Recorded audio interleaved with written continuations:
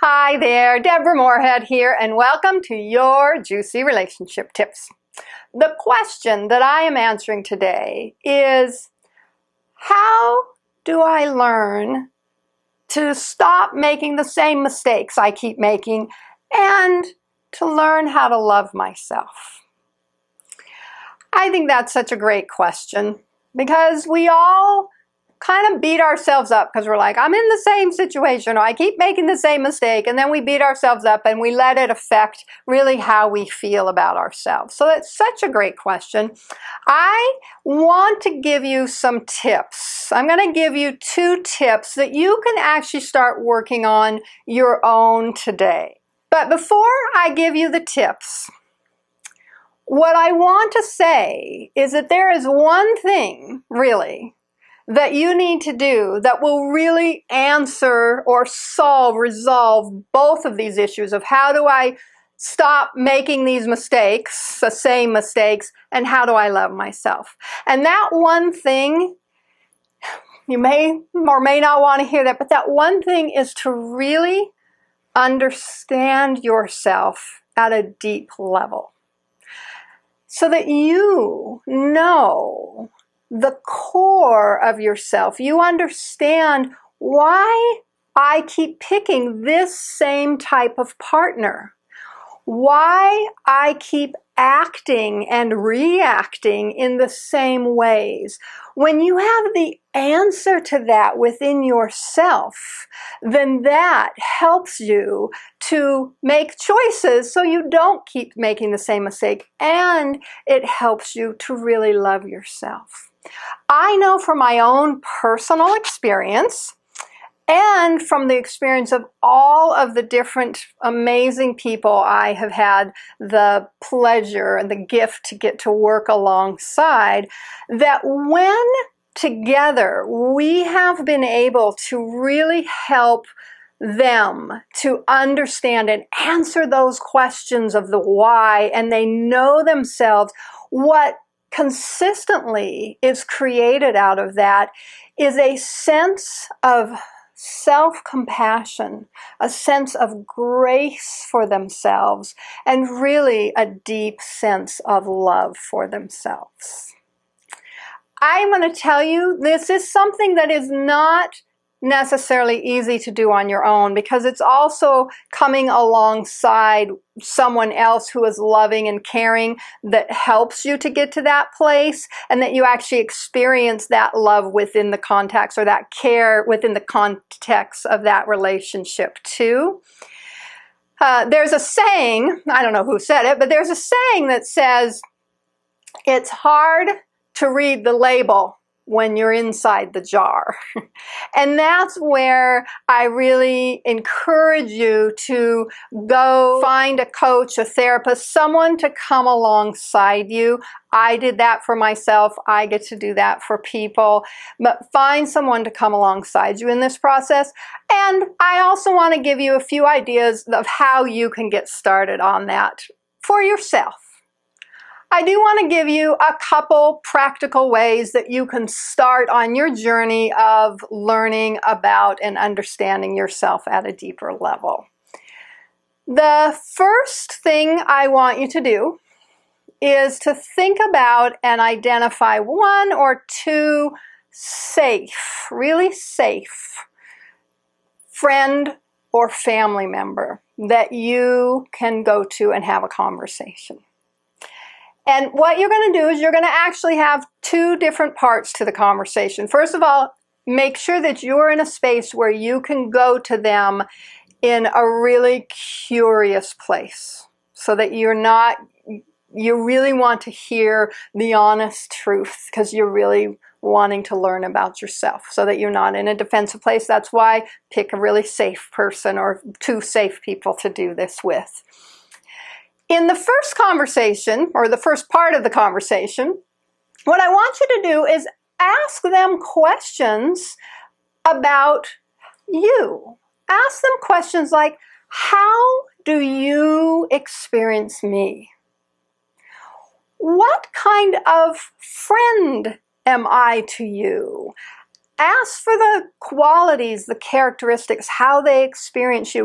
And then you can ask, what are some of the strengths that you see in me, and what are some of the weaknesses? Or start with the weaknesses first and then go to the strengths. It's always nice to end with that.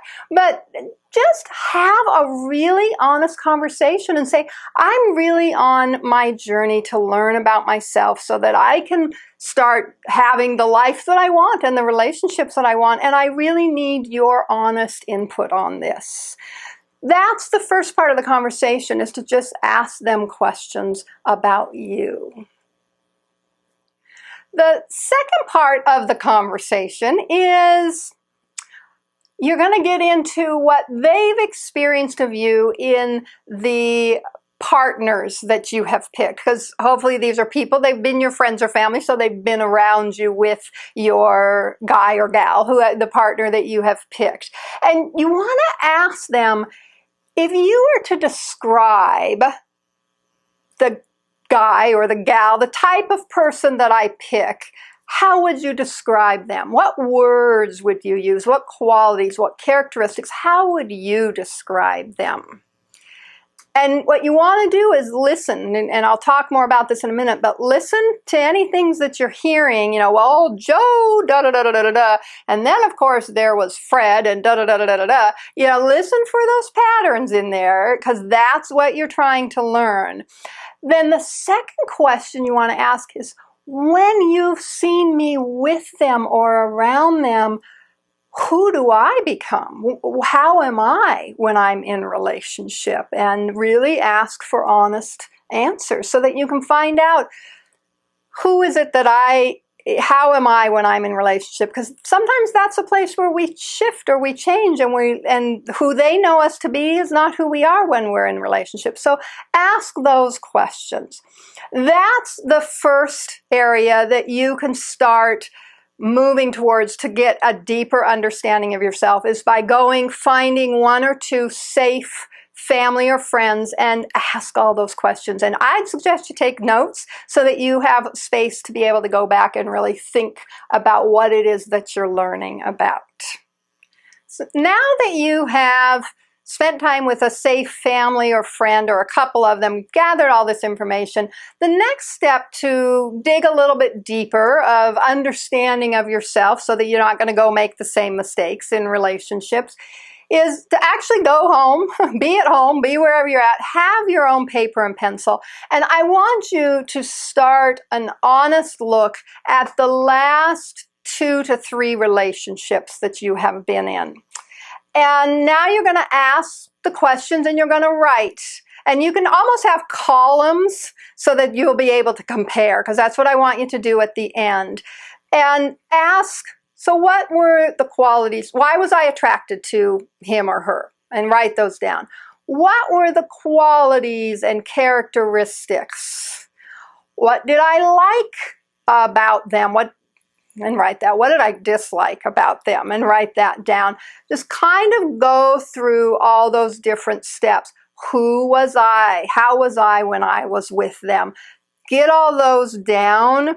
And then the last question to ask is, why did the relationship end? So that you have all of those to really compare. And what I want you to look is, what are some of the similarities that are going on? Oh, I forgot. And one other question is, how did he treat me? So that you've got all that in there too. So what are the similarities that I am seeing? And I want you to just take some time to journal or write and pull that together, summarize some of the stuff that you saw. You may find in there some of the things that are a consistent good quality that you want to make sure, and then you're also looking for any of the patterns of, these were the things that I don't want to be repeating. So now you have gathered a good amount of information about yourself, which means that you really are on the way to be able to not have to keep making the same mistakes, because you have this information that you've been able to evaluate. When you start to pick another partner and you find some of the same behaviors or actions of them, that's a red flag for you. If you find yourself behaving or acting in a particular way that isn't the best of you, that's a red flag for you. So at least you have some of the steps right now by taking the time to understand yourself at a little bit deeper level to help you to not be making the same mistakes. To take it even further, I'm going to again encourage, or the idea, going back to that idea that you can't read the label from inside, I really want to encourage you to find a coach, find a therapist, whatever, to help you to even take this deeper so that you really have a deeper understanding of the whys underneath things. And that's the place even more where self-love and self-acceptance will grow from. I hope this has been helpful, at least with a few ideas of really being able to understand yourself so that you don't have to keep making the same mistakes in your life and in your relationships. If this was helpful, please share this, and I will see you next time.